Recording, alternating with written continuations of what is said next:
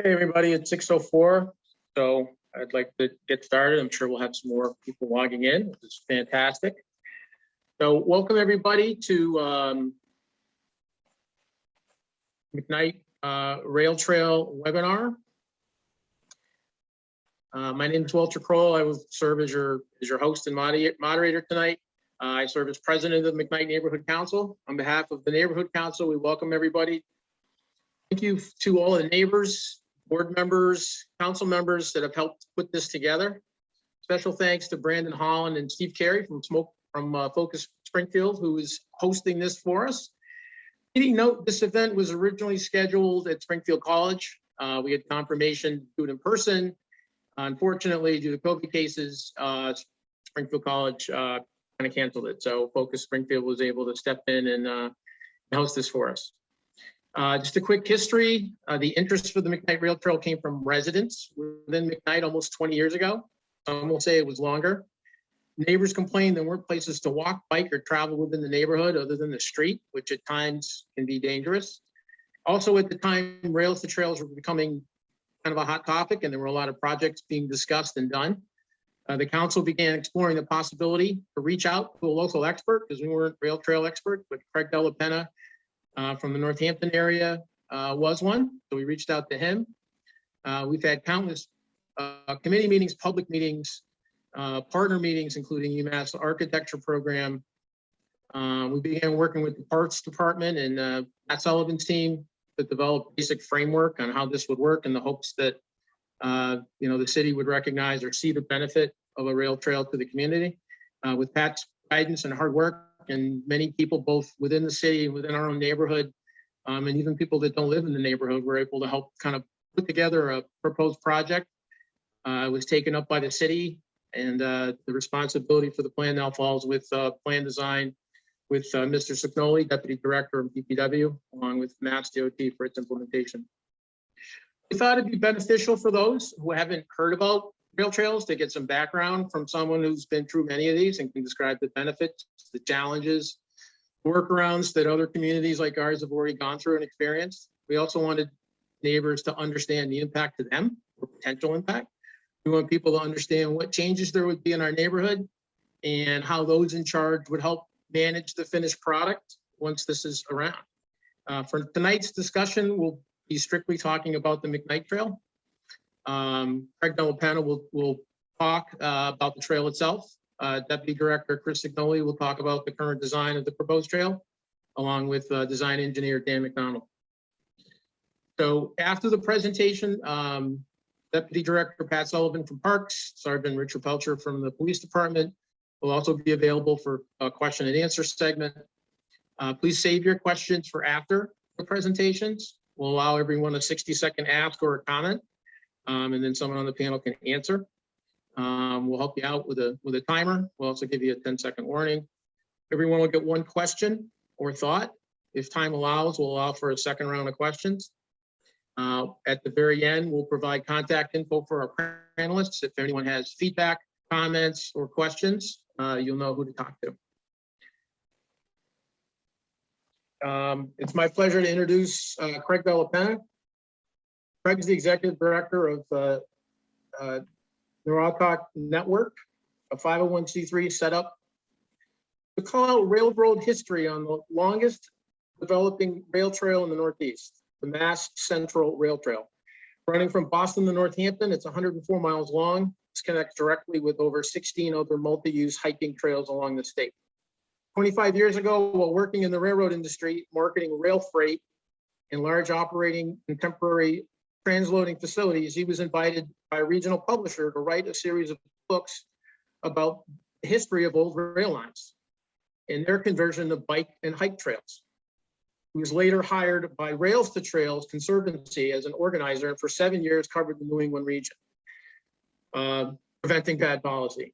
He had been involved in much of the rail trail development here. He and his wife, Kathleen, also operate an award-winning bed and breakfast. It's called the Sugar Maple Trailside Inn. It's a Civil War era in the old industrial village of Florence.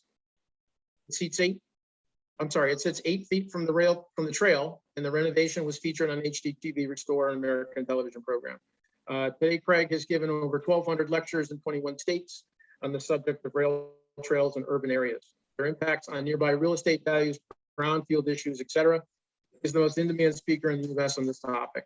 So he is our first speaker, and I give you Craig Velapena. Thank you. I'm very much honored to be here tonight. So I'm not going to be talking about the McKnight Trail because it's not yet built. I'm going to be talking about trails in similar cities around the region and what's going on there with gateway cities, about places with bridges, places that the trail bisects a regionally famous college or university.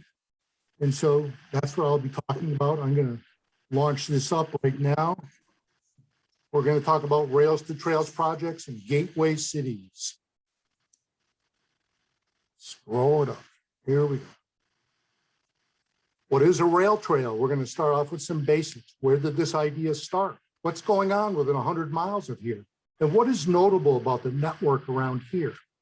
Then we're going to go into some apples to apples comparisons with other things about Springfield, like what gateway cities where they get invested in, old bridges, pipelines under rail trails, and changes, recent changes to laws you may not have heard of.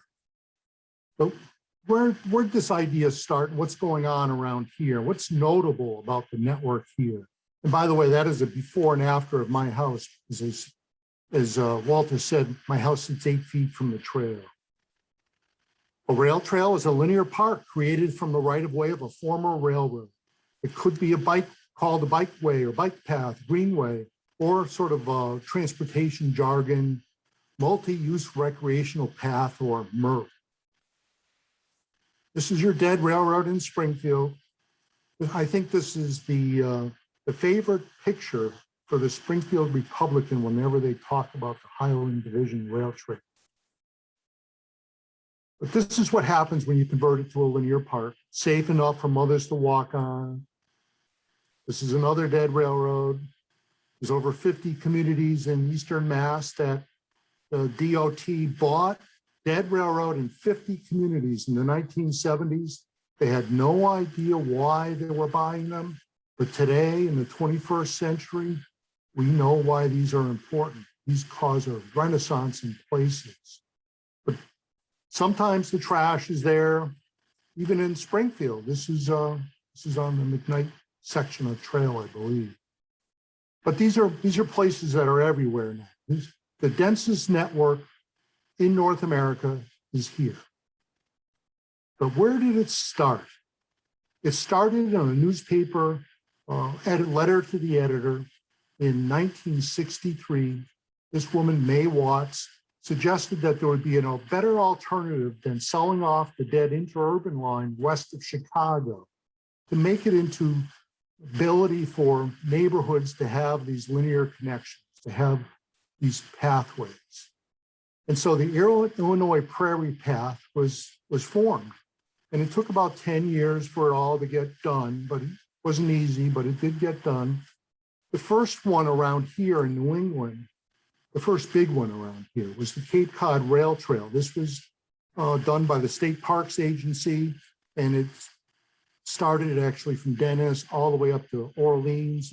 It's going in several miles further in each direction, but sited in a tourist area. This was the idea that everybody who traveled to the Cape Cod and they saw this project, they wanted to do this in their own hometown. So this was the seed from everything happening here. What's notable about the network around here? Well, if we draw a line around Springfield, mostly in the center there, you see that this is the densest network of former steam railroad in the United States.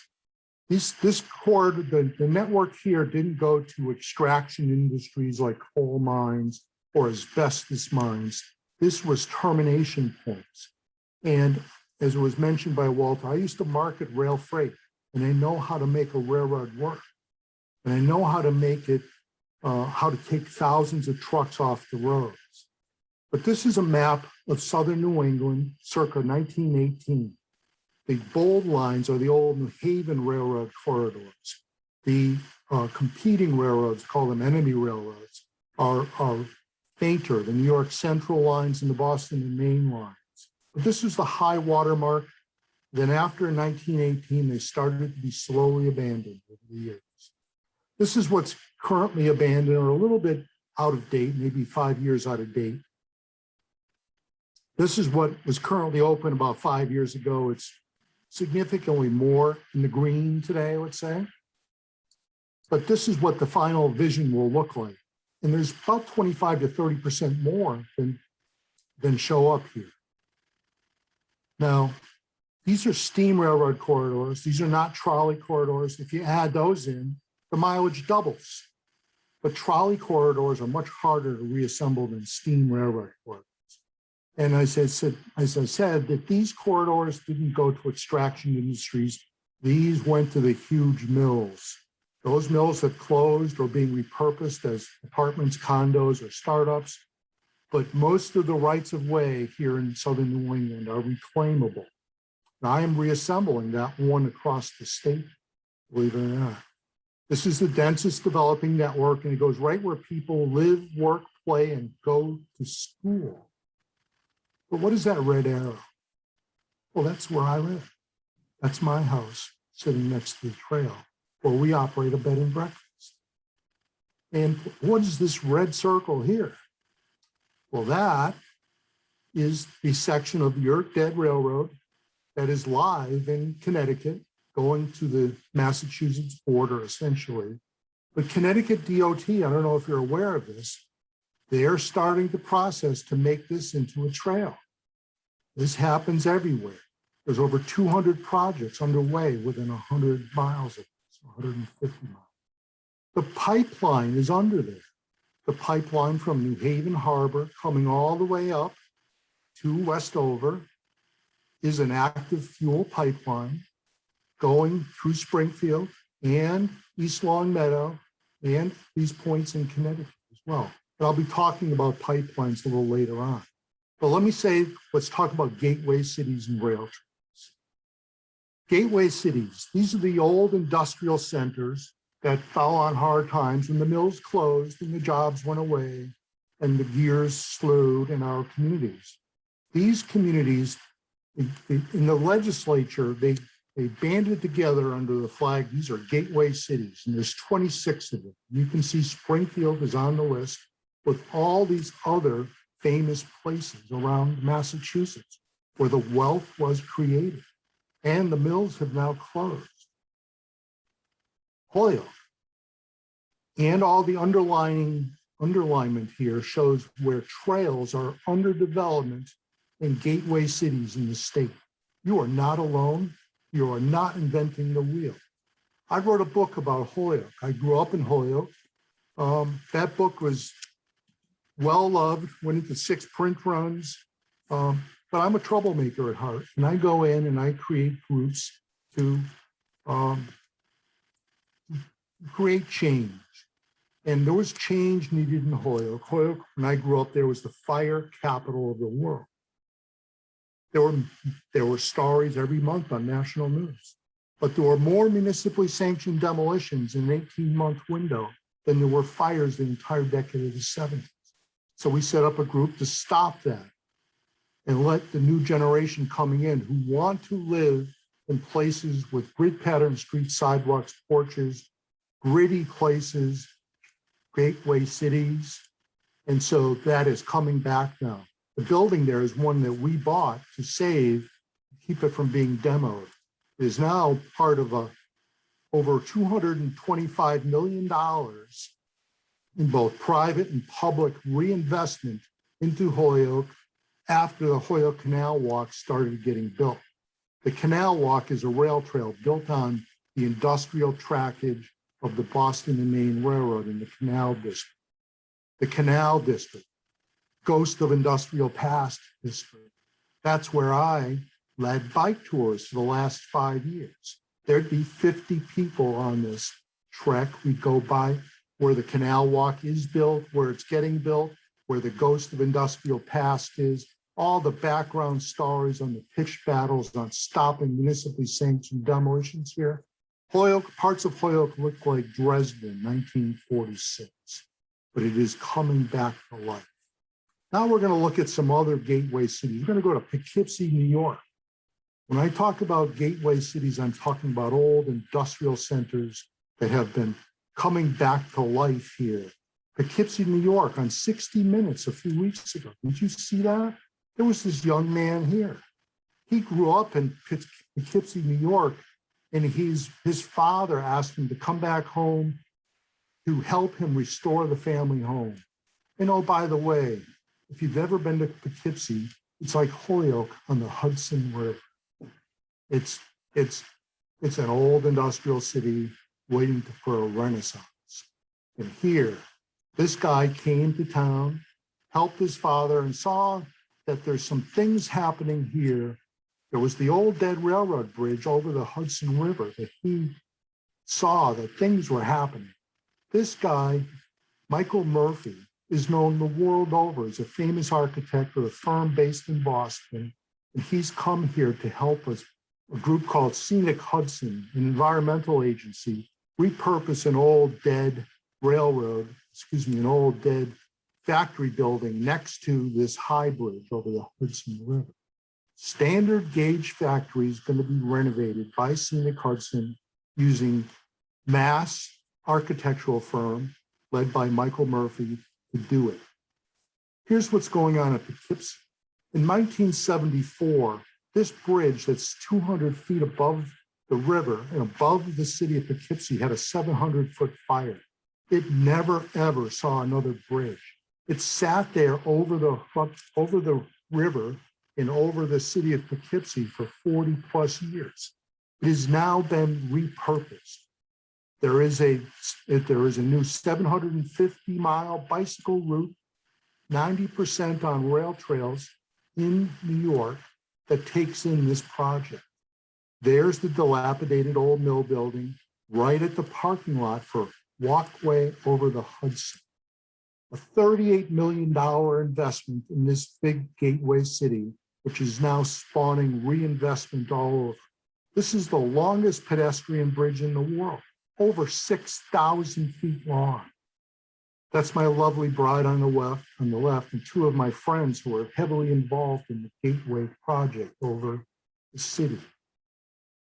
It actually goes over neighborhoods in Poughkeepsie. It's not just in the backyard. There are places where comes to the ground in the backyard of places. But this is an astounding project that has leveraged so much private sector redevelopment here. Poughkeepsie's coming back. In fact, a year after the bridge opened in 2001, I was called in to be the keynote speaker at a major conference about maximizing the economic potential of the walkway, a state park. What can we do to make our community better? I was speaking in front of all the major economic development officials in the county, in the state, in this region. It was at Marist College and their banquet facility called Cornell Boathouse. It was a changing effort. They talked about doing some zoning changes to make it easier for millennials to come into their community and redevelop things. Oh my God, quite a bit has happened since then. There's still a lot to go, but when you make it onto 60 Minutes, you've made it in the big time. This is a renaissance underway there. Let's look at another one. Yale University, New Haven, Connecticut. They even have a little piece on their website about the Farmington Canal Heritage Trail. It was a canal that later became a railroad, that then became a wasteland, and now is becoming a trail. The usual 4 phases of change here. It goes right through the campus at Yale, bisects the university. About 18 years ago, the new Malone Engineering School was being planned. The president of Yale learned of the old canal trail bisecting the campus where they're planning this new facility. And he loved the idea so much that he had the plans for the new building tweaked to better allow for the trail. And he actually had Yale build the section of the trail through the campus. Astounding. That was about probably, I would guess, 15 years ago. Another section opened about 10 years ago. Here's the ribbon cutting at that time. Just a few weeks ago, the final unbuilt section. And by the way, this will be open from New Haven Harbor to Northampton in about 3 years. The guy on the left here, there's where Mike Piscatelli ended up. Those of you who've been around a long time, like I've been in the background of Springfield for 20 plus years on this project. Mike Piscatelli was involved years ago. He's now involved in New Haven, developing the trail and all the economic development projects in New Haven. This is what it looks like the day of the ribbon or the groundbreaking, a wasteland in the center of New Haven. Come back in a couple of years and it'll be transformed. I'm going to go to a 5-minute video from Lynn, Massachusetts, another gateway city here in Massachusetts. This is only 5 minutes long, so bear with me, but you're going to.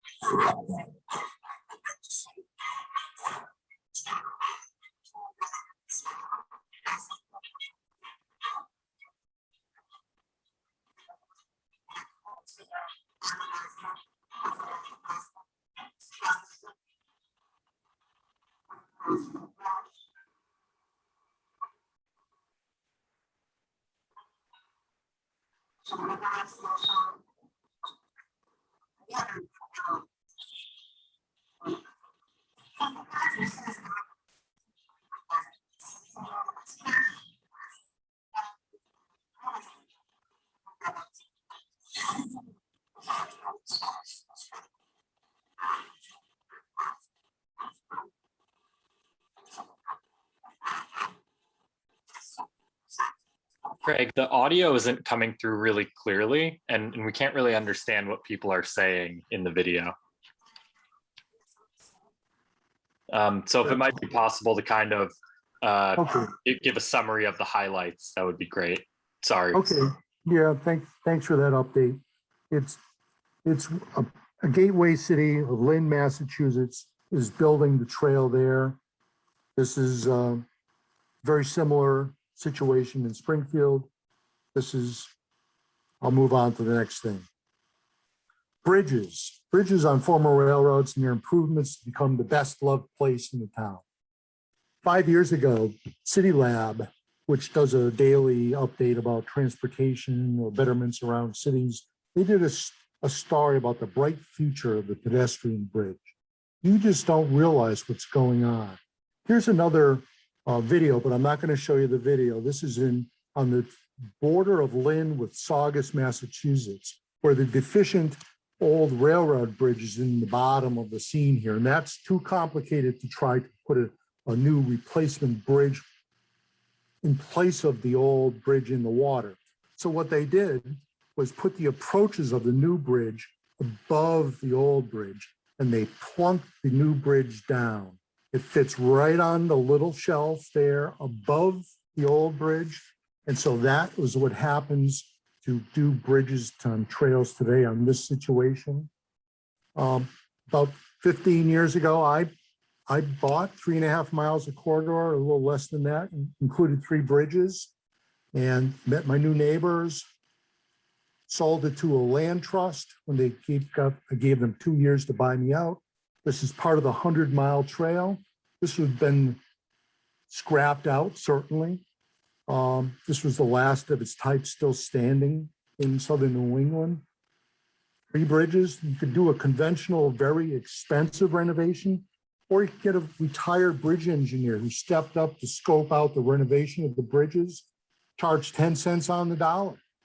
The land trust then got state grants to buy materials and had local contractors and volunteers do the work. In southwest New Hampshire, 23 bridges were all redecked and made safe by volunteers.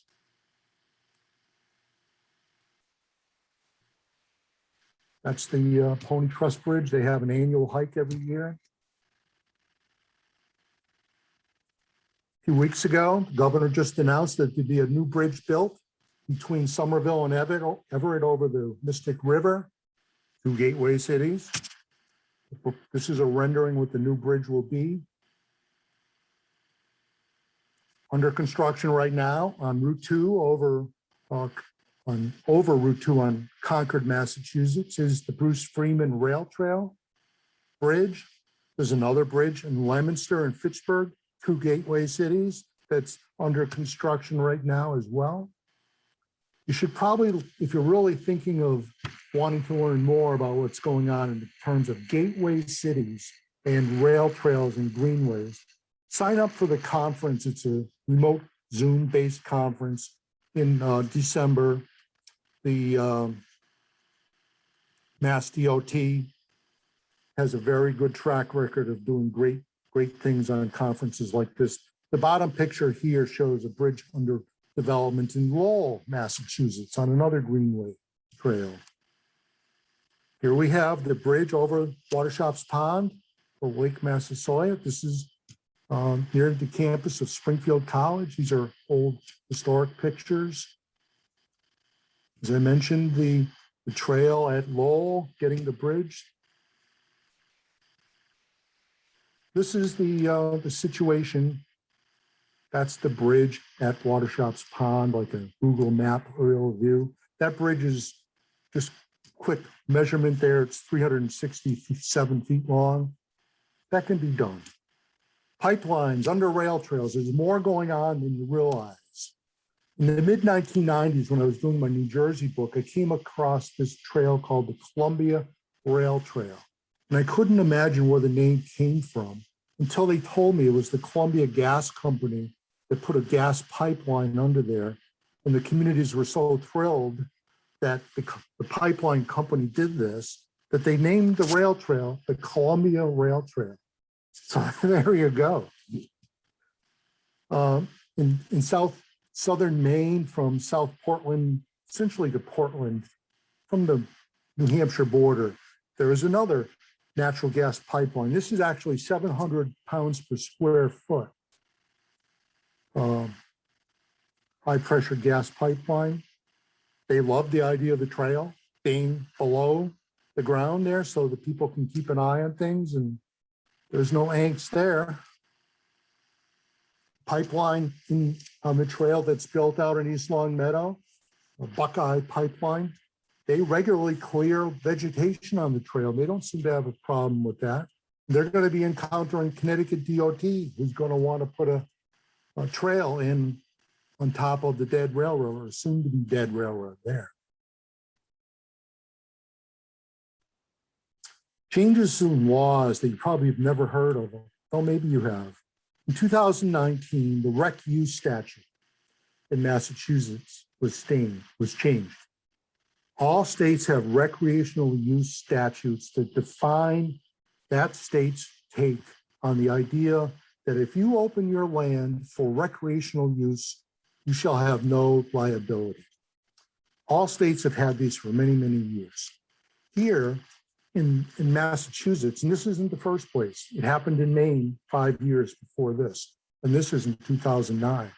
For the purposes of this section, structures, building, equipment shall include any structure or equipment used by an electric company, transmission company, distribution company, gas company, or railroad in the operation of their business. If they open it up to allow the public on it, they have no liability. Shall not be liable for personal injuries or property damage sustained by such members of the public, including without limitation a minor while on said land in the absence of willful, wanton, or reckless conduct by such person. such thick lawyerese, but it is very plain and simple. There is really no liability for someone who opens their land. Rail with trail. Wouldn't it be nice for this trail, this dead railroad, the Highland Division Rail Trail, the McKnight Rail Trail, to become really a bigger thing for the betterment of the citizens of Springfield? Rail with trail. When CSX gets peeled out of here, and believe me, that would be a good thing. DOT would love to get them out of here. Going all the way to the riverfront in Springfield, a rail with trail. DOT would like to see these things become more easily built. They will even fund the design and construction of the fencing. So this is something very, very much I'd love to see, more than just what you've been talking about for the last 20 years. I'm involved in some to-dos in Eastern Mass, and one of the ways I kept my folks in the game, so to speak, was I produce a newsletter. Lots of times we have no idea what's going on because today the newspapers are so balkanized, you don't know. There's good news every month. Every month I have a story of a bridge being opened or a ribbon cutting or a groundbreaking, all within 150 miles of here. This is free, basically monthly. There's over 10,000 people, including several hundred policymakers, getting this now. And so that's the end of my presentation. I'm sorry I couldn't look you all in the face and be in person, but we're getting through this and we'll be out soon. And so I'll be quiet here and turn it over to everyone else who can talk about exactly what's going on in Springfield. Thank you for inviting me here. I enjoyed it. Hey, Craig, thank you for doing this tonight, volunteering your time.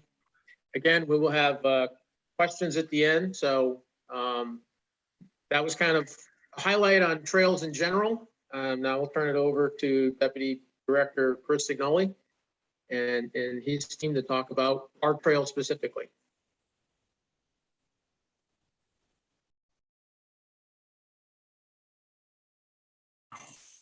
Walter, thank you. I'm going to do some screen sharing here as well. Everybody sees that? Yes, we can see it. Beautiful.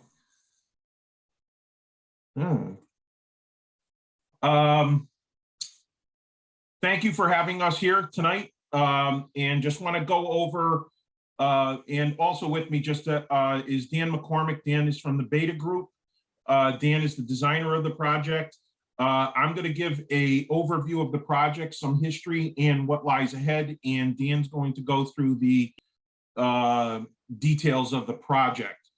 On this project, obviously, as DPW director, I'm the prime person in DPW. Andrew Carr is my city engineer. So on there are our email addresses. Many of you have them anyways. And Dan Mccormick, as I mentioned, is going to be talking. Just to give everybody some background on this project. In 2014, the Parks Building and Recreation Management Department in the city hired Weston and Sampson to do a trail study. And in 2014, I happened to come across, when I was going through, there was a presentation made to the McKnight Neighborhood Council to about 30 people or so. And looking at the notes of the meeting, in general, the neighborhood supported it, but had concerns such as access point, security, lighting, basically the general concerns I'm sure everybody's going to talk about this evening as well. The city submitted a PNF-PIF, which is a project initiation form to Mass DOT in October of 14, and that request was for Mass DOT to fund the project. On July 14th of 2015, the DOT notified the city that they would fund the project, and the amount that they had was $3.4 million. So with the project funded at the Mass DOT level, what they do, they pay for all of the construction. However, the municipality, City of Springfield in this case, we are in charge of, we have to pay for all the designs, any investigations, easement takings, and any scope of the project that falls outside of the scope of what was presented to Mass DOT before. As far as funding the project, we have to follow their design standards and processes. The few years the project really lingered in the city as the city could not find design funds.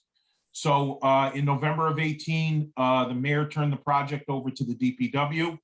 Number one, DPW, we work on Mass DOT projects all the time. So knowing what is required for the project goes through our department. So it was handed to us. Also, with our Chapter 90 funds that we received, we had access to design funds. So in late 18, we went through a request for qualifications process and selected the Beta Group as the designer. Design was supplemented. Thank you to the Neighborhood Council. You received an award through CPA for $200,000, and we have supplemented that with 2 additional awards from the state in excess of $300,000. So so far, the city's share of the design has been minimal. We'll be spending a lot in the next phase, but a lot of grants in the CPA funds have really helped us. Early in 19, we began the 25% design on the project.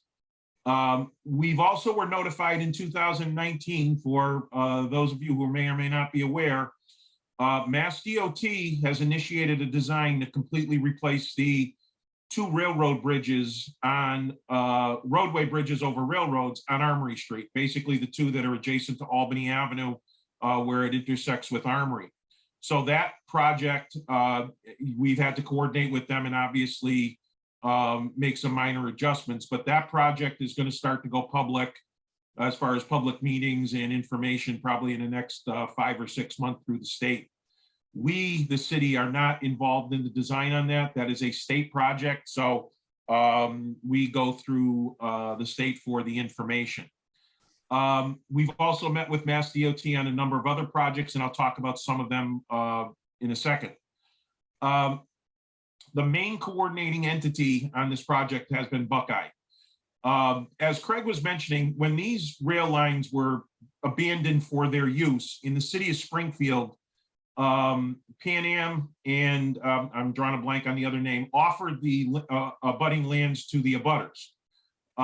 In certain areas, the abutters took it. In other areas, they didn't. In this case, we have a couple of abutters. One of them is Buckeye. Buckeye took over a large section that is basically west of St. James Avenue. So we are really having to deal with Buckeye on this. We had numerous meetings, emails over the years. In mid 2020, Buckeye actually sent the city a letter that said that they do not support the project. They had a number of comments and they basically said they don't support it, which then kind of stopped the project for us for a period of time. Basically, what we had to do is work through with Mass DOT, work through with Buckeye in the city to figure out what sort of accommodations on the design modification that they would be comfortable with. And I won't say at this point that they are 100% comfortable, but they are relatively content now after taking a year of trying to figure out what we were going to do. All those requirements that we had to do within that year, aside from stopping the design process a little bit, cost the city about $200,000. Excess studies, excess designs, investigations, all those sorts of things. So we had a significant amount of extra work that was required. Moving forward, our consultant submitted their 25% design to Mass DOT, recorded on July 23rd. And right now we are doing review comments, going through their comments, putting together our review comments and responses, clarification. You get comments from both the district and Mass DOT in Boston. And as usual, you get a person who says, move this 2 feet to the right, and the other one says, move it 2 feet to the left. So we always have to have conversations with the correct people. A Mass DOT, as Mass DOT projects, they require formal public hearings. They will be holding a 25% design public hearing. I'm guessing right now, probably in January and February of next year. So hopefully we can definitely do that in person. I mentioned before that the project was a little bit over 3 million. It is now 8.7 million. And one of the reasons why it's 8.7 million is a significant amount of wetlands in the area that's requiring a lot of structural engineering, as well as additional modifications required through our conversations with Buckeye. So the project is scheduled right now for fiscal year 23. And right now it's anticipated that it's going to start late 23, early 24, assuming everything moves forward on that. And just for everybody's purposes, this is just a big scale picture of the beginning and end of the project, basically starting behind Rebecca Johnson School to the east, moving northeast along the corridor underneath St. James Avenue to the Glen Road area, and then terminating at Armory Street. And the termination point I mentioned before about the bridge project has required a lot of redesign based upon the land use, land ownership, layout of right-of-way and the bridge project in that area. But at this point, I think we're relatively comfortable with how that end area will lay out. So before I turn it over to Dan, I just wanted to kind of go through a couple steps of what's next. We're responding to the 25% comments. There will be a 25% design public hearing. Once the 25% is done, basically in general terms, the project is fixed. And it does not mean things can't change. Things can always change, but at a larger scale, it's fixed. And what happens is that if we end up having to make major changes, Mass DOT moves us backwards and kind of runs us through the 25% again. So, layout, where it is, general terms of structures, access points, what's the layout, things like that become somewhat fixed. However, that's after all the comments and all of everything that is done, whether this hearing, our design comments, and the 25% design public hearing. For those of you who may have been involved when we did our public hearing on the X, we then had to spend a lot of time going backwards, making modifications to the plans to incorporate a lot of the comments. And Mass DOT kind of ran us through a mini 25% again on that. And now we are starting to move forward with that. So it becomes somewhat fixed. It doesn't mean we can't change anything. It just means that the general terms of the project are fixed. And that has more to do with funding than anything else, because we're tied to fiscal years. And if projects get bigger, all of a sudden other projects have to be bumped off. We'll move to the 75% design. And internally, that was when we were going to be having all our discussions about maintenance, access, security, hours of use, and a couple of things that we can talk about tonight are things like lighting. So once we get to the point where we know the project is fixed, we know the access points, then we can start treating it like a linear park in our minds and start figuring out who's going to do the maintenance, what do we need to do, working with the police department, okay, how do we handle security? How do you get access in there? Things like that. After 75%, we then do easements and land takings and construction easements, etc. That will take a little bit of time as well. MassDOT bids and constructs the project. We are involved, however, MassDOT is in charge of it at that point. And before I turn it over to Dan, I just want to talk about a bunch of other projects that are happening in the McKnight area. The Armory Street Bridge replacement, as I mentioned, Armory and Liberty Street Rotary. There's going to be some traffic improvements there. The road safety audit was a week and a half ago, I believe. It's a Mass DOT design project. I don't know the exact scope, but traffic issues in that rotary need to be improved. Armory Street, as part of that, also Armory and Carew Street intersection will be improved.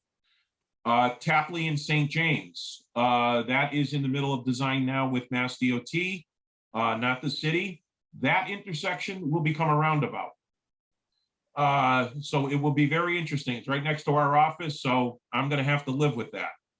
St. James and Carew Street, the double intersection up at the CVS and Surview, that intersection is in 25, I believe we already had the 25% design public hearing, I think.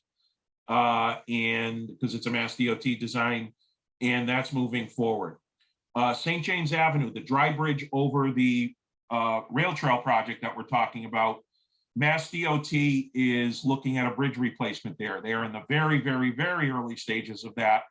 But obviously, as most of you know in the neighborhood, there's constant repairs to that bridge, and it needs to be significantly repaired, but most likely the deck's going to be replaced. And lastly, the Rebecca Johnson School, the city was awarded over $500,000 as part of a Safe Routes to School program. The project's being designed by Mass DOT, and basically what it is improving the safety and enhancements for all the kids that walk to Rebecca Johnson. So it's a lot of sidewalk improvements, intersection modifications for handicap ramps, curb adjustments, etc. throughout the area. The exact scope right now is not set. So once I start to get that information, we share it with the school department, obviously, and then we can share it with the neighborhood, show you exactly where that work is taking place and what is taking place.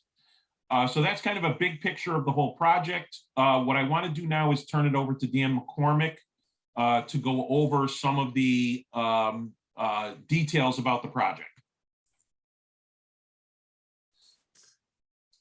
Thank you, Chris. I'd like to share my screen also. Let's see.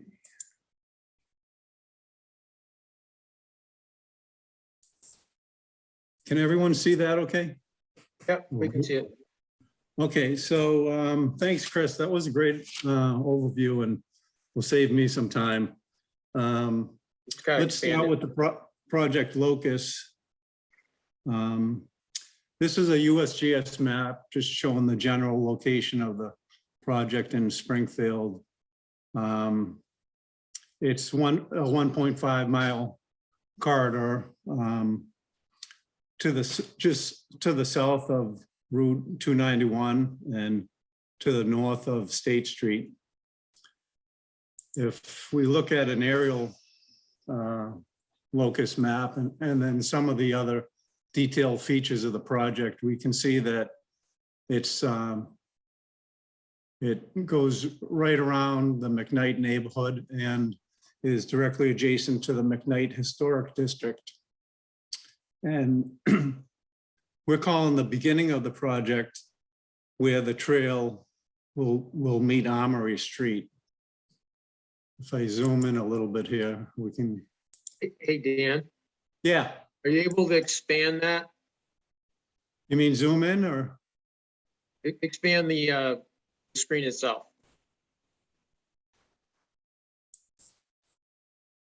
There, that's better. I think that's all I have. That's better. And anyways, so the beginning of the project starts on Agnew Street at the intersection of Armory Street, Taylor Street, and Agnew Street. And that's a signalized intersection there. And as Chris said, there's a couple of bridges that MassDOT is currently designing adjacent to that over the rail line. So the project will go from Agnew Street along and into the rail corridor, along the Buckeye facilities and other industrial commercial operations on Albany Street. And Chris mentioned that there were significant wetlands involved in the project site, and that's what's highlighted here in green. Let me bring that in a little bit closer.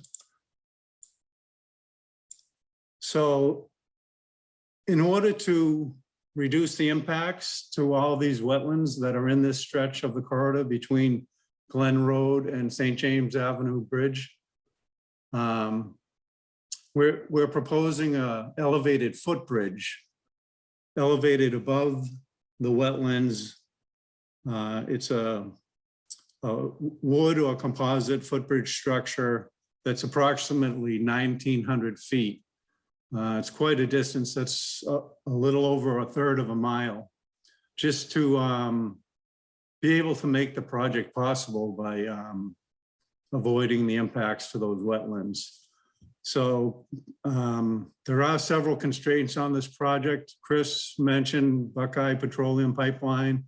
They own probably the majority of this corridor, and they have a lot of sensitive properties there, fuel tanks, a lot of security concerns. So that and the wetlands, the footbridge structure, and as we go along, you can see that the trail, after it passes under St. James Avenue Bridge, it goes along the long curved corridor just south or to the west of Oak Grove Cemetery, and also abuts all these residential properties in the McKnight neighborhood. And then the trail comes to Bay Street, where we're proposing a signalized hawk signal, which is a traffic signal that's activated only when there's pedestrian or path users that need to cross the roadway. And that would be right at Bay Street, Clifford Street, and Dawes Street. And then finally, the trail continues on until it reaches the Rebecca Johnson Park and terminates adjacent to the athletic field there on Hayden Avenue. So just to show some of the detail of the drawings that are at 25% right now, as Chris said, this was submitted to MassDOT in July, and we just received the comments back from MassDOT and are working on responses at this time. So the one thing I wanted to discuss is at the beginning of the project, where the trail starts off of Armory Street and comes down Agnew Street. So I zoom in a little bit here. You can see that the trail is separated at this point from the Agnew Street traffic, which basically after the first couple hundred feet really just becomes a driveway to the Buckeye transfer station that's just at the end of Agnew Street. And one of the concerns that we had to accommodate Buckeye on was the concern about the conflicts between trail users and their large trucks that access the transfer facility. We actually at one point had a trailhead with parking and another facility at the end of Agnew Street here. But because of the Buckeye concerns, they have security concerns and reasonable concerns about conflicts with the trail users. So we resolved that issue by separating the trail here to be elevated from the roadway. And this way the trail will pass to the west of the transfer facility, and the driveway to Buckeye's facility will be to the right. So there'll be no conflict as it passes through that area. As the project moves along, I'm not going to go through every sheet, but the trail transfers into the corridor at that point, passes through some of the areas where Buckeye has storage facilities and some sensitive areas that will have to accommodate a certain level of security in this area. Along the whole corridor, one thing that wasn't mentioned is Buckeye has underground petroleum pipelines all through the corridor. On there, corridor property and on the other sections of the corridor as well. At this point, we're looking at the Glen Road Bridge. I zoom in for you. This is the bridge that the gentleman showed earlier in the photograph. I think it is one of the more historic pieces of the trail. And we are proposing some benches and a little trailhead here adjacent to the bridge, probably an interpretive panel at some point talking about the history of the trail and the bridge might be a good location. And this is also where the Glen Road Connected Trail will intersect the main trail. This Glen Road Connected Trail will be an access from Clarendon Street. So moving along on the sheets. Now, the view is just rotated 90 degrees, and this is the connected trail. The main trail is a 12-foot wide paved path. The connected trail is a narrower 8-foot path because of the amount of wetland resources in this whole area of the city's parcel leading up to Clarendon Street. There's steep embankments and property, very close property vicinity to the south of the proposed trail. So we'll connect to, it will be an access from Clarendon Street. And we'll go all the way down until it connects to the main trail. So from this Glen Road Bridge, moving on to the east, this is where you get into the wetland area, and this is the elevated footbridge structure that is approximately 1,900 linear feet. And it goes all the way until the St. James Avenue Bridge, and where the trail will pass up under St. James Avenue. Then the trail is along the long curve south of the Oak Grove Cemetery and comes to the Bay Street intersection. And so right now we have the trail. It's a little bit hard to read on these plans, just black and white, but the trail comes to Bay Street. There'll be a signalized crossing here, and the trail will cross Bay Street between Clifford and Dawes Street. Let's see, moving along. The rest of the trail is pretty straightforward. There is a small connection to Dawes Street. This is a Buckeye facility, so we wanted to take the opportunity to have a little more direct access into the trail from Dawes Street, since that was a possibility.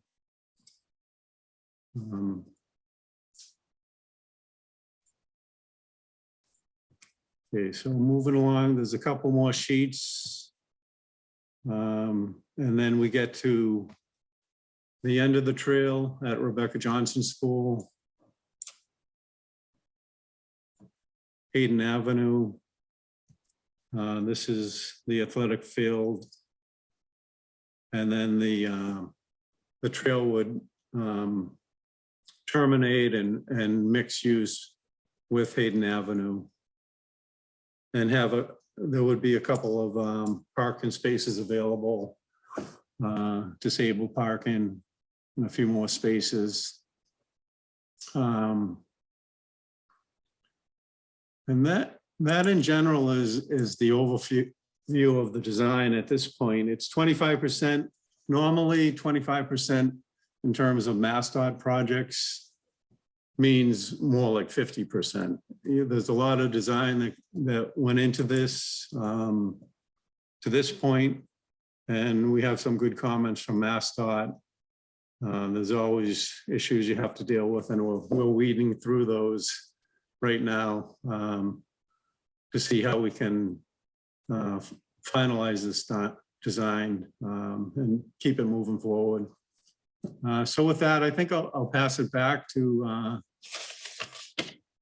the team and Chris and whoever wants to handle the Q&A if we're ready for that now. Thank you, Dan. I was just going to say at this point, I don't have anything I need to add. So Walter, I'll turn it over to you. Great. So thank you. I know that was a little hard to kind of visualize for everybody. It's kind of tough to see on a small screen when you're trying to look at, kind of the trail itself. This is available on the city website. I think we have it posted on our website as well. When we're in person, it's obviously easier to see the whole trail and each piece of it and what part's important to you. So we'll go to our Q&A. Brendan's going to help us out with a 60-second timer on the screen. It's 7:06. I know we're slated to go to 7:30. We'll probably run a little bit longer than that, but let's see how the first round of questions go. Again, everybody's going to get one question. You'll have 60 seconds. I'll give you a little 10-second warning. And then after a minute, we're going to ask you to finish up or we're going to mute you. So if you'd like to ask a question, if you could raise your hand, click on the raise hand option, you'll go in queue and I will call you up and you can ask your question or make your statement. Elizabeth Stevens, you're first in line. You got to unmute. Still got to unmute. Done. Okay. There you go. So, as I've envisioned this trail, there have been some access points from our neighborhood.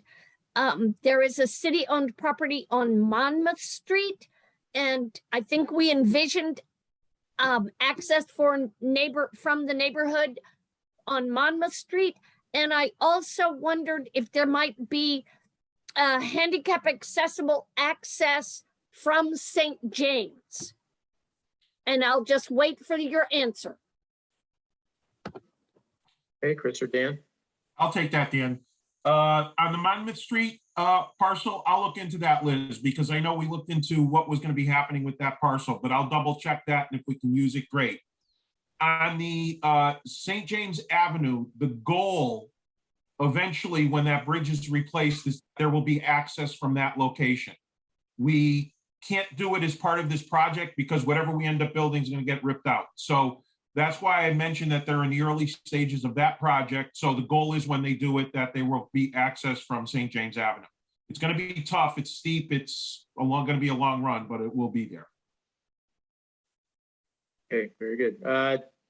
Dave Davey, you are up next. Again, you have 1 minute for your question. Hi. Can I be heard? Yep, we can hear you. Go ahead. Okay. My question is, we heard Mr. Velapena talk about the vision of the national network of rail trails, but we have here a proposal for, in effect, a trail to nowhere, which goes from Agnes Street, across from the convenience store or gas station, to in back of Johnson School or Hayden Avenue. Now, that was a design decision someone made, and I'd like to ask two questions. One, what alternatives to that is there? Was there any consideration of making this part of the rail trail network Mr. Velapena was talking about? And was that decision made by Mr. McCormick and his designers, or did the neighborhood council in some way create this vision of a trail that doesn't connect to anything? And then the third part is, what impact? Time's up, Dave. That's it. Thank you. Chris, you or Dan want to respond to those? Yeah, I'll take this. In the city, when we were looking at various rail trails, we're looking where we can find land. And while this is a segment, the goal after this project is obviously like when we've been doing bike lanes and things like that in the city, we've been taking them little pieces at a time. With this project being $8 million, we will then be looking at a segment that goes from Armory Street, eventually connecting to the river. At the same time, we're dealing with Amtrak, who's looking at, I don't want to say development, but looking at modifications to their rail corridor based upon east-west. So trying to lay out a bikeway through that area at this point is impossible. The idea is that as we do these segments, to be able to connect them to the east, though, the section at Hayden Ave, virtually all of that land to the south is all now privately owned. So that would end up becoming probably an at-grade roadway, side roadway connection, which the next step that we want to do is what we're calling the Highland Branch, which is East Forest Park, Springfield College, all the way East Forest Park, east to the East Longmeadow line at this point as far as our project. So we're taking it in segments, and as we do individual segments, we will then do whatever we need to do for connections. Awesome, thank you. Elvira, I guess you had your hand up. Do you have a question? Would you like to go? All right, can you hear me now? Yeah, I can hear you. You have Okay. You have a minute. Go ahead, Elvira. Okay, so I'm from the East Forest Park construction of the rail trail. And we eventually want to hook up with the McKnight Trail. And where are we right now for our portion of the rail trail so that we can be able to hook up with the McKnight Trail? The status of what we call the Highland Rail Trail is the study has been 100% completed. We are working with Mass DOT now to turn it into a project. One of the issues that we're having to deal with is before they approve it for a project is we have to go through all of the background land information with the parcels. As I mentioned before, this rail line was essentially abandoned. So Mass DOT is making sure that we have proper access, ownership, control, et cetera, on the land before they would approve it as a project. So my goal is in the next 3, 4, 5 months, we get it formally approved as a project, and then we will start on the same design path that we're working on for this project. Awesome. Thank you. Steven Sear, you were next, sir. Oh, good afternoon, everybody, or evening, I guess. Mine's going to pertain mostly to design elements regarding noise and light pollution and security. So as you know, we already I live on Ingersoll Grove, and we already deal with having gasoline alley behind our home, which is loud at times. What kind of increase in traffic do you expect behind our homes with a 12-foot wide paved pathway with many access points inviting people behind our house? Will there be lights on there at night? Will there be any fences to reduce noise and enhance privacy? And I know you said that those planning this trail have not considered security of the houses abutting at this point, but have obviously discussed the security issues with Buckeye. I can say that security is certainly something that's concerning me in terms of essentially giving people direct access to the backs of a number of people's homes, and what kind of monitoring and safety protocols will be in place for that. Thank you. I'll take that. With regard to security, once we are done with the 25, then we will be working with the police department on putting together the formal security plan that will need to be done for this. Whether it's one of the dedicated traffic or neighborhood officers, that sort of thing. So that has to go hand in hand with our access design to make sure that all points can be accessed. Dan, correct me if I'm wrong. At this point, there is no lighting in the project, correct? Correct. We didn't put the lighting in there because we know that that's a common issue that comes up at design public hearings. Often, correct.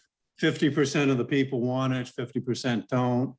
So it's project specific, and I think it really needs to go to design public hearing before we even put any effort into that. Right, and just to crystallize what Dan was talking about, that's really going to be a decision, what we think, a decision for the neighborhood as to what you want. As we say, it's always kind of been 50-50. If it's lit, that means people are going to be there. But if it's not lit, people are going to be there. But when it's lit, you can see them. So there's all sorts of different issues with it. So that's something, as we go through this and as we go through the design public hearing with Mass DOT, it would probably be a good idea, Walter, that you through your neighborhood meetings is talk about this, and if it's something that you want to install, we would be happy to add it, but we do want it to be something the neighborhood supports. And Dan, I'm just asking, do we have any? We don't have any formal barriers as far as noise protection. Is there any fencing that we're installing? There may be some fencing adjacent to the Buckeye facilities for security reasons, but that hasn't been finalized with Buckeye yet.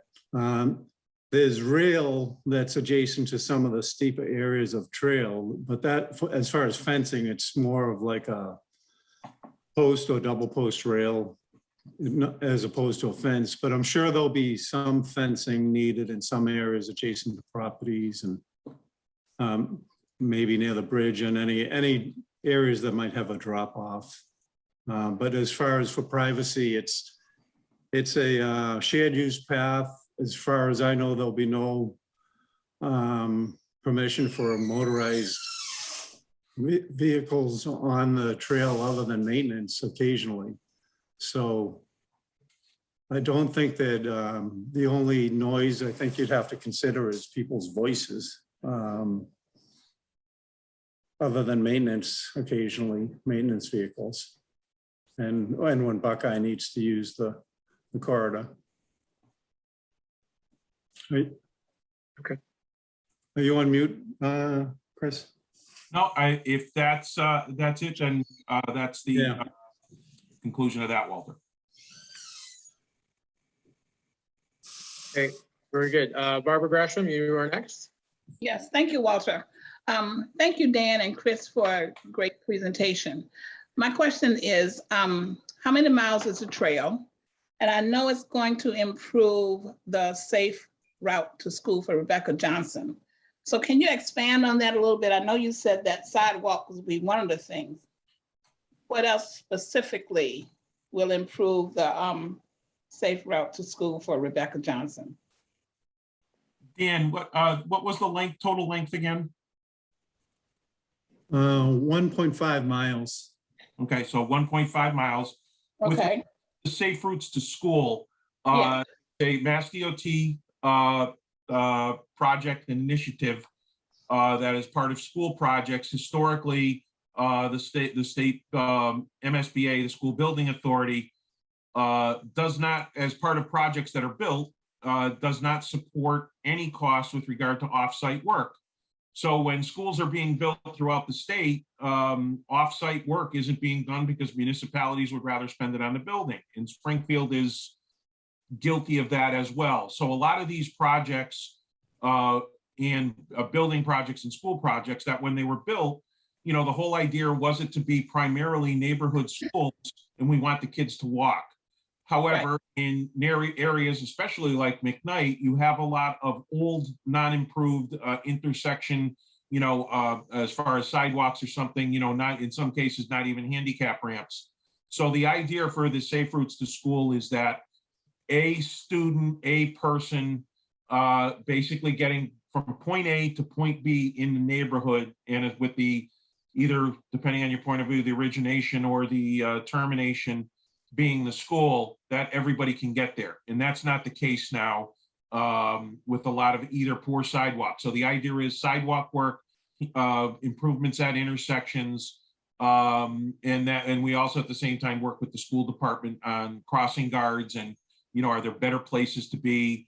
And, at the same time, can the DPW assist with any sort of intersection, minor improvements or timing changes or something? So we will be looking into that as part of the big picture on the safe routes to school. All right, thank you. Barbara. Deborah Hoover, you are next.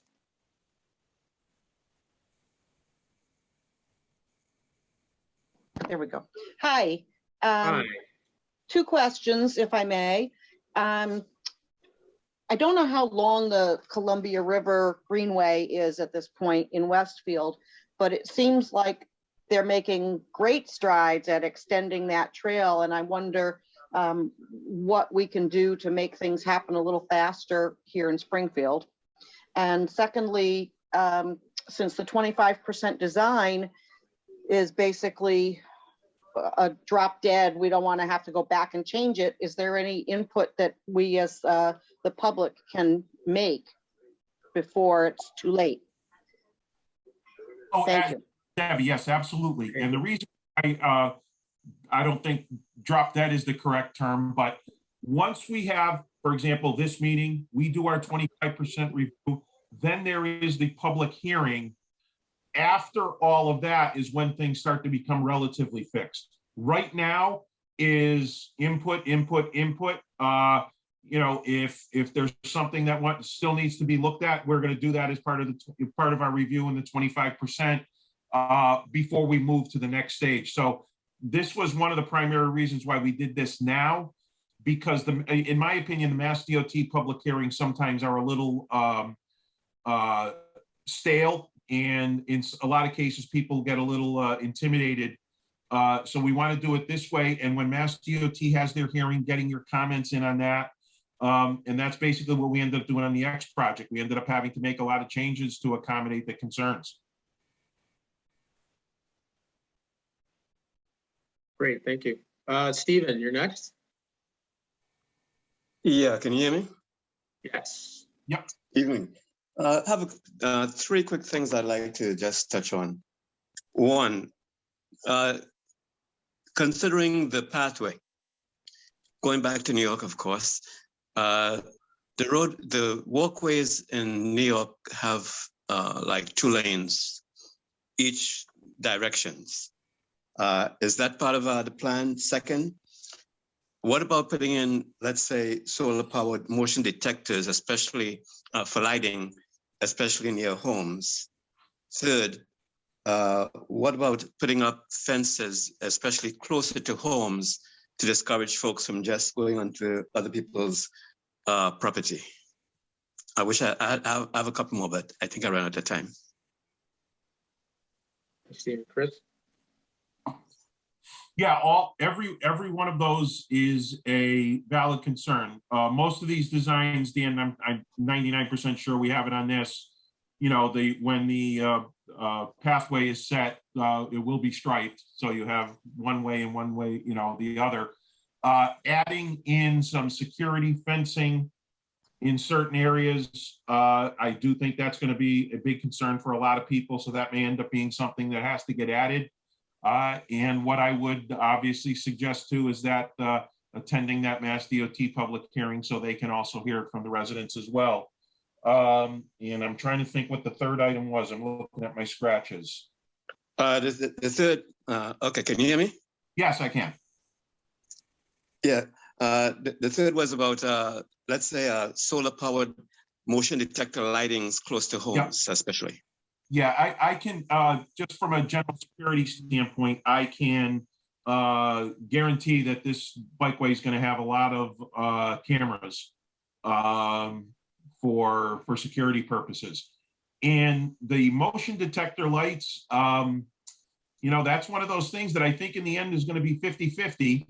And the reason why I say that is that for people, a lot of people who have motion detector lights on their home, sometimes the going on and off is more bothersome than it being on all the time. So that's probably something, you know, we can discuss at the public hearing, and I think that's a good one for the neighborhood group to kind of give us, and the abutters to give us what they think will be the best for them.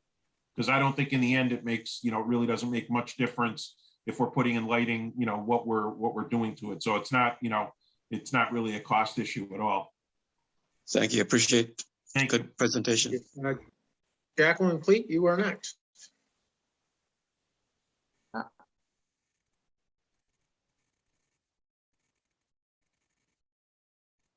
I think our question, I think was already addressed. We were wondering if this doesn't connect currently to another rail trail, what are the plans to connect it? And what was your other? Is it part of a? Is it part of a larger plan, bike extensive trail? bike trail kind of plan? The simple answer is yes.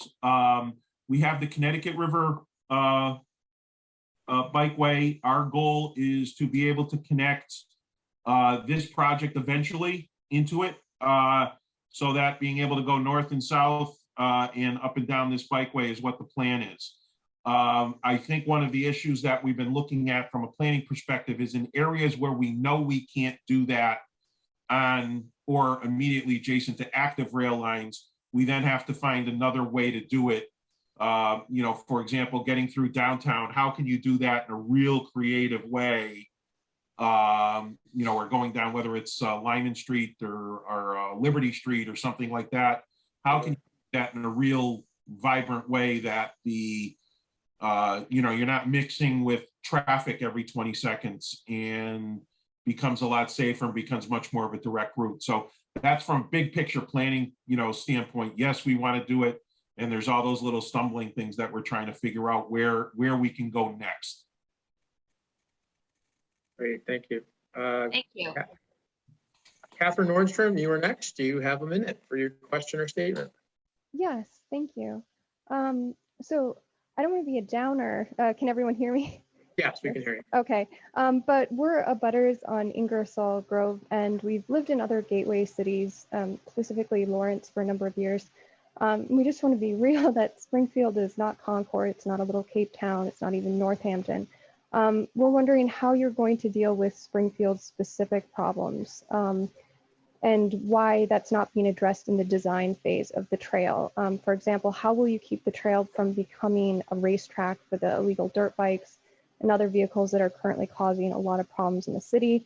The police and the mayor have said that they're not able to control them. They've been saying that the court is not backing them up. We had 4 fatalities in just motor vehicle accidents last week. And they say that's in part because the courts won't back them up. So how is the rail trail going to be different, and how is that going to be embedded in the design so that we can have this be safe if it is going to be made for everyone? The safety end of it, once we get through the 25%, we've obviously had conversations with the police department going along, but as we get past the 25% and we are pretty sure where connection points are going to be, and we start talking about cameras and access and information, lighting, no lighting, that will then allow us with the police department to develop a specific plan for this area. You know, if there are issues related to, you know, dirt bikes, bicyclists, you know, motorbikes that are obviously flirting the law, and that's happening, we want to be able to have a layout there that if they're caught at one end, they can't get out the other. And so that's the type of exact thing that we will be working through with police on this.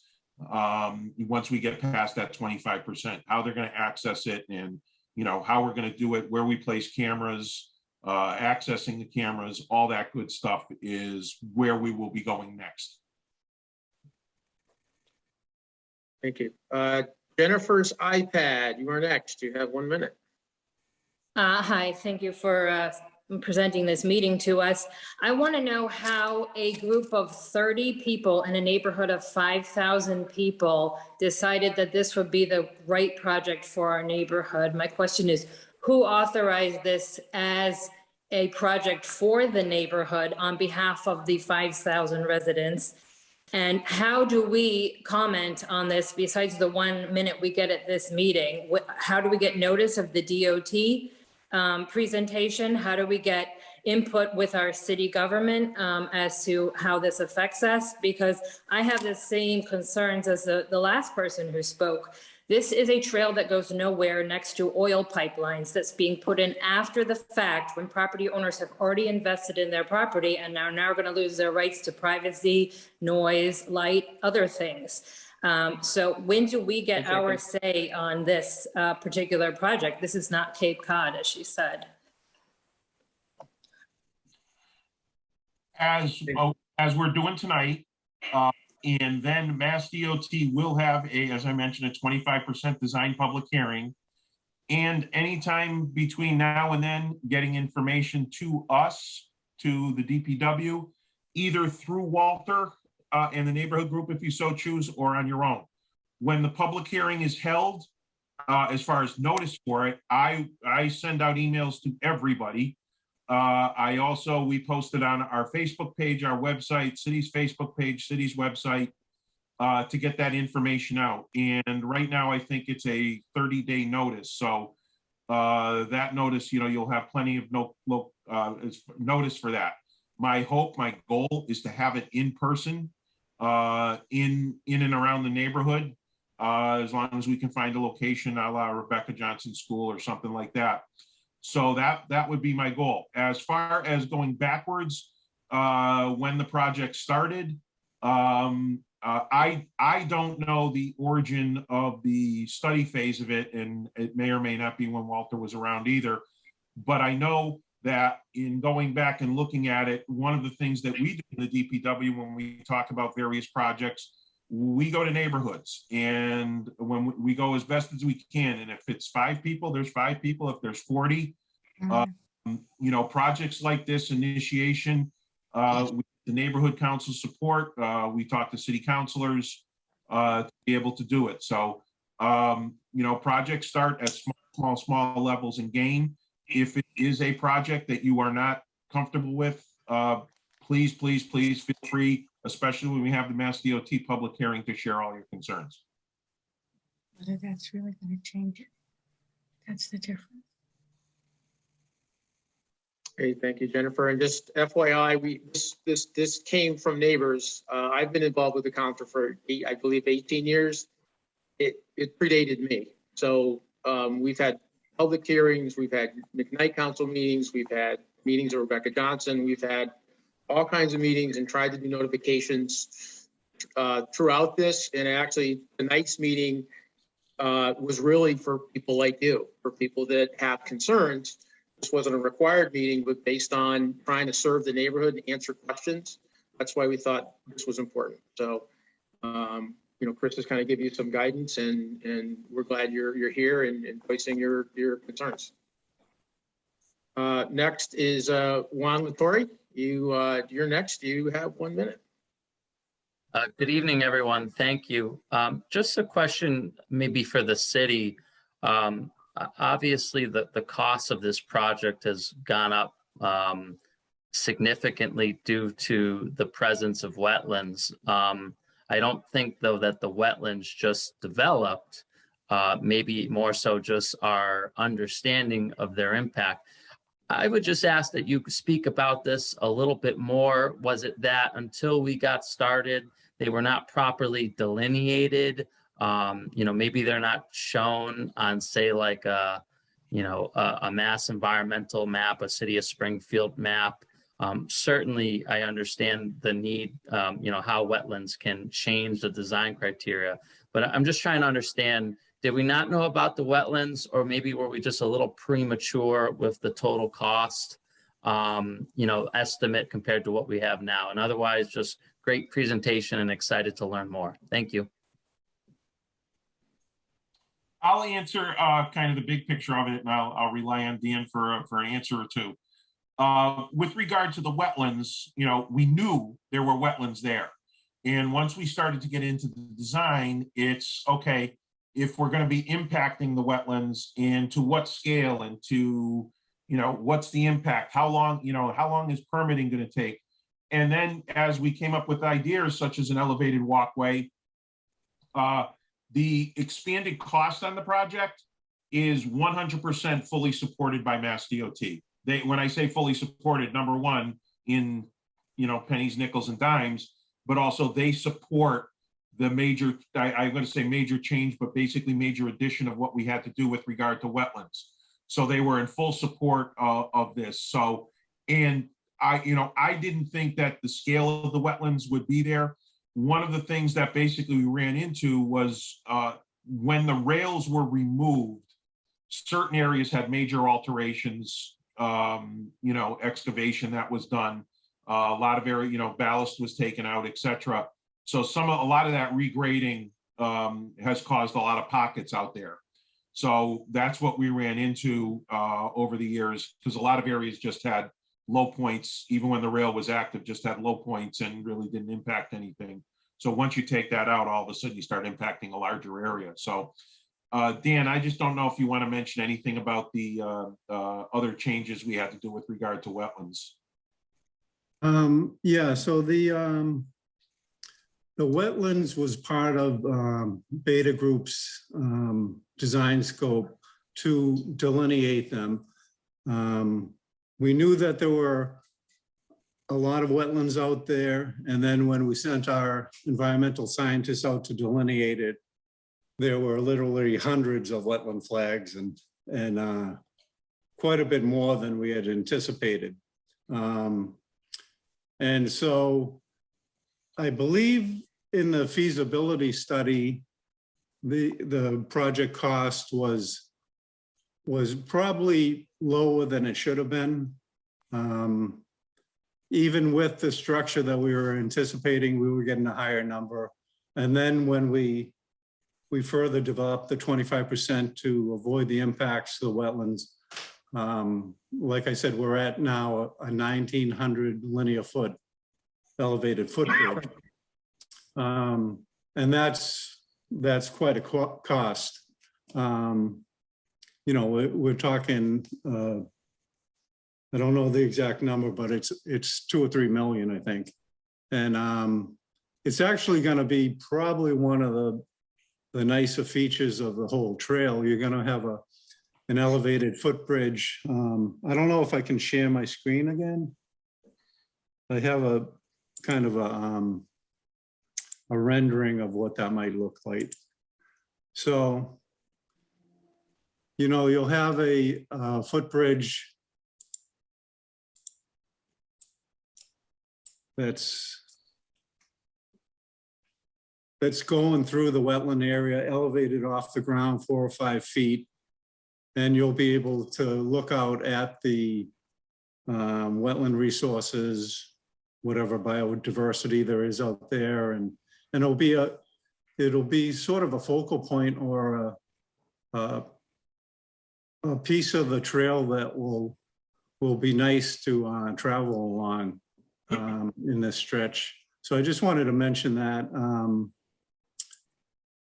The structure itself is 14 feet out to out, 15 feet altogether of what we have proposed right now.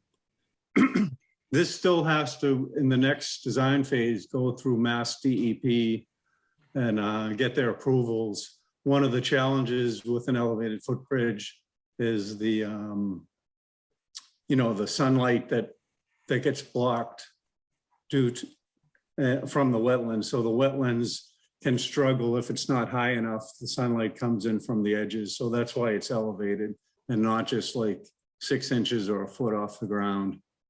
I think I can stop sharing now. But so there was, just to reiterate it, there was quite a bit more wetlands than originally anticipated. And the structure itself, that footbridge, is a large part of the cost. But we also have the Glen Road superstructure replacement at that small rail bridge. And underneath that is an intermittent stream, so that has to be maintained. The Glen Road Bridge will have the abutments, which are sort of a historic element. It's not official, but you know, the abutment, the stone abutments are there, they're going to be maintained, and just the superstructure over it is going to be replaced. So that has some cost to it as well. So I think now that we have the 25%, even though there's plenty of time for comments, like Chris was saying, that I would encourage attending the design public hearing. Plenty of time to make changes if that's what the community wants. But I think as far as the cost, we're starting to fine tune it a little bit better now. You know, the feasibility study, I think we were around between 3 and 4 million. Now it's like 8.5 million. So I I think that's a lot more accurate picture, although you may have noticed a lot of projects now under construction are coming out a lot higher cost due to the material costs and just the labor and shipping challenges in the US right now. So it may go up just due to that. So with that, I'll pass it back. Thanks, Dan. Douglas Johnson, you are next. You have a minute for your question. Hey, thank you so much for your presentation. And one thing, I walk the corridor, much of it is filled with Japanese knotweed and Phragmites, invasive plants, and Japanese knotweed can damage, can even go through pavement and, could damage things. So I wondered what plans you have to manage that, ideally prior to doing the construction, when the treatment would be much easier. Chris, I don't see Pat here, but I know Pat had a plan for that as part of the park and his responsibility in the park. Yeah, I know he has that from a construction standpoint. Basically, the rail trail where we're going to be at grade, a lot of that stuff's going to get removed simply because of what we have to do for construction. So we're going to be removing as much of that as we can. And then as we move along, as we move along through into the maintenance side of it, there's going to be obviously what we have to do out there to be able to maintain is easier if we can get rid of all that sort of invasive stuff versus, the standard one of forgetting about it and then every 5 years just clearing it. Maintenance will become that much easier.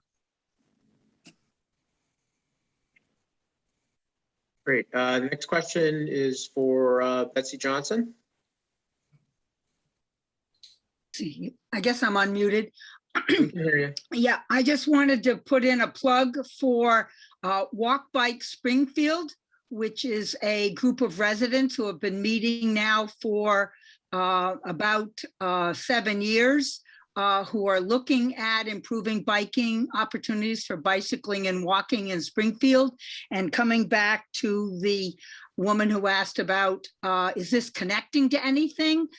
We're the organization and the group of people who have been looking at the bigger picture and pushing for the overall picture. So besides being involved with the neighborhood, with this project, we hope that people might get involved with Walk Bike Springfield. We have a meeting. Our monthly meeting is tomorrow night at Granny's Bakery Table. There's also a Zoom link. You can go to our Facebook page or our website to help become part of that effort as well and stay involved with the overall bicycle network in Springfield. Thanks, Betsy. Okay, next is Brendan, our own Brendan Holland from Focus Springfield. Start the timer on my cell. Thank you for hosting this meeting. So I am someone who bikes as my main form of transportation. I commute to the office by bike most days. When this meeting is done, I'm going to walk out into the hallway and grab my bike and ride back home to East Forest Park. My question to the organizers of this meeting is, how is this rail trail going to be set up to be used as an actual transportation method rather than just a recreational trail? And how will it be targeted for people to actually access the trail from various neighborhoods by bike rather than having to drive with a car to access the bike trail like the Connecticut River Trail? Thank you. Chris or Dan, that's probably for you with the... From a access standpoint, one of the things that we want to make sure is that people can, access it from numerous locations. And if it is a parking area that, you're not having to make it like you're having to transpose over that. But we have that. And then we will also have, wherever we have access locations, we're trying to keep bikes definitely separate from any of the vehicle side. That's where one of the things happening down at Agnew. And with the future thought of, okay, how do you get from the end of Agnew if we are going to a different location to tie in for a future? So people being able to get their bikes, our goal is that somebody hopefully in the future could be at the Connecticut state line, go through East Long Meadow, Highland Trail, and be able to get to the Connecticut River without ever having to get off of this trail.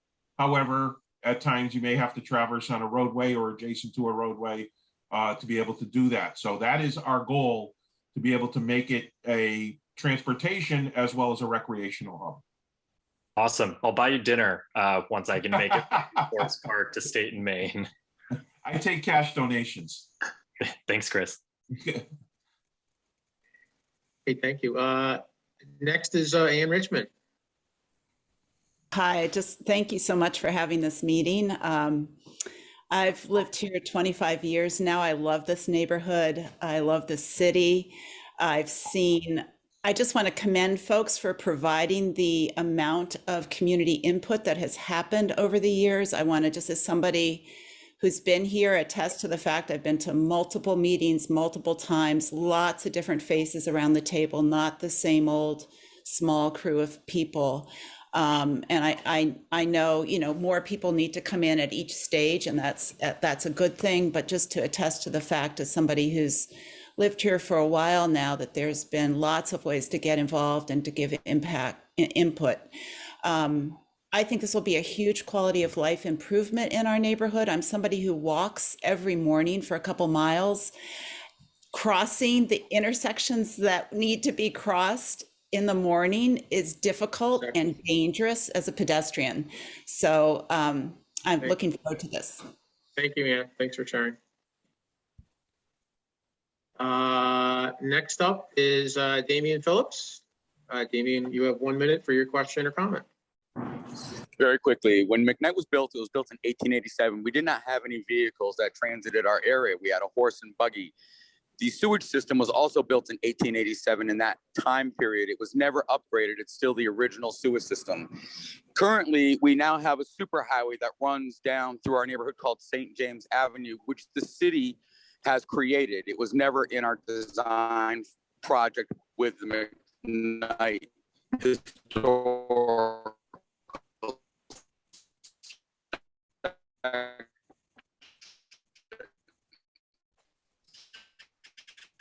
Other areas of the city and traffic modification, Dan requested to do traffic modifications to St. James Avenue to reduce the speed of traffic, to increase the safety of our neighborhood, and to preserve the integrity of our historic area.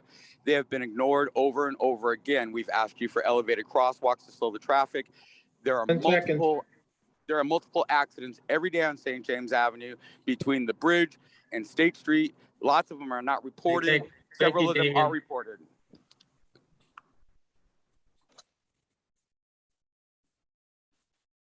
So, Chris, I guess it's not a rail trail question, but it's certainly a question, I guess. Well, we deal with issues throughout the city, and St. James Avenue, Brew Street, Sumner Avenue, Allen Street, Parker Street are all things that we're working with, especially with the police department, on targeting areas that we know are speed problems. Then we need to know areas that are transportation problems. We need to know areas, trying to figure that out. So then when we start doing improvements, whether we are talking about complete street types improvements, shared streets programs, things like that, and starting to look at whether we install raised crosswalks, speed tables, things like that, which we are looking at in a number of locations throughout the city, we are doing it.